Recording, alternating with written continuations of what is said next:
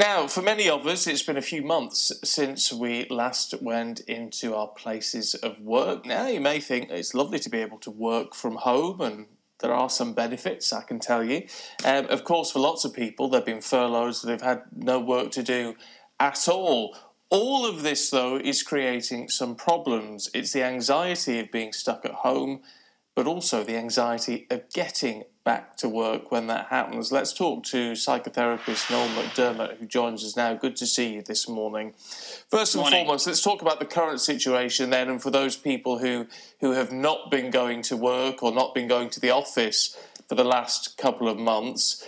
As I said, there are some benefits to this, but what are the problems that we're seeing emerge now, and what can we do to combat them? Well, this thing about being at home has created a situation in which people have been able to avoid some of the problems that exist. And avoidance, from a psychological perspective, just stores up the problems in some ways. So we're beginning to see that anxiety, which has been dampened down by staying at home, is beginning to emerge in people. And we're beginning to see the development of a couple of terms that are being used: reentry anxiety and reentry trauma. And okay, well, talk us through those.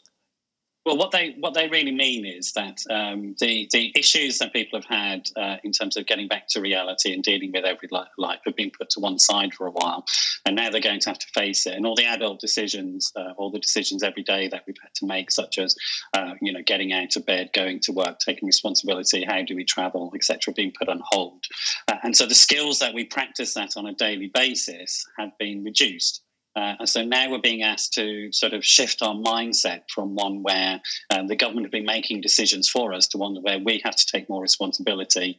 And that's creating a lot of anxiety. Additionally, because the reason why we've been staying at home is because of a very serious condition, the pandemic. And we've been seeing lots of issues in terms of numbers of people dead, etc. That's in itself has created extreme anxiety in people. And so the coping mechanisms, the everyday coping mechanisms that we've had have been put to one side. And we're suddenly being asked now to re-engage with those. And that's producing a sort of spike in anxiety and fear in people as to whether they can cope with all of this stuff suddenly in one go. And we're seeing, as a consequence, a rise in the numbers of people who are presenting with mental health issues and also the severity of those issues. Just this week, the Royal College of Psychiatrists produced a report evidencing the numbers of people that are experiencing distress. Reentry trauma is a very sort of severe form of reentry anxiety, and reentry trauma really refers to, and it may well refer to, the sorts of things that some of the frontline workers in particular will be experiencing as they make the transition from having been in a very high state of anxiety and a highly pressurised environment to more normal healthcare and social care. As we move into that, they can then experience a real problem in adjusting to that new reality. And to some extent, all of us are experiencing adjustment problems with this new reality. Most of us, though, Noel, need to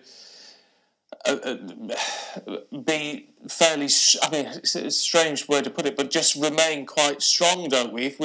If whatever anxieties we may have as individuals, as you say, that the anxiety that frontline workers may be dealing with as their brain processes what's happened over the last few months, means we can see how they need very real support. But do the rest of us really need that support, or should we just learn to adapt? In a psychological sense, we all have been in this together, and it's really important to understand. So there's a bit of a time lag, so it seems odd, and there's a slight time lag in my response. But in a sense, we've all been in that anxiety because we've all been looking at those figures every day about the numbers of deaths and the risk to ourselves. I think there's been sort of very good communications in terms of we're here to protect the NHS, not ourselves personally. But at the same time, when we're in a highly anxious environment, which is associated with death of ourselves or potential other loved ones, that does produce psychological responses which produce trauma responses in us.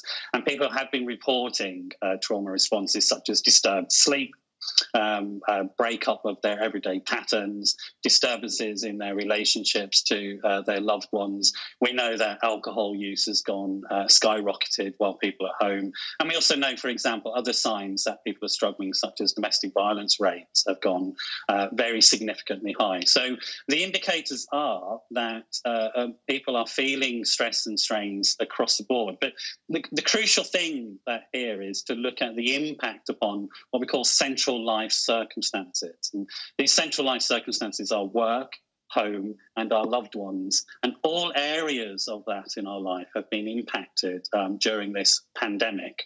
So all areas of those that we form our psychological security, psychological stability from, all those areas have been disrupted, and they're just about to be disrupted again. So we had the transition into the lockdown, we've managed it, and now we're making the transition out of the lockdown, and we have to find ways of managing that. I hope that explains it, that it's quite significant when you have all those areas of your life impacted at the same time. Noel, good to talk to you. Thank you.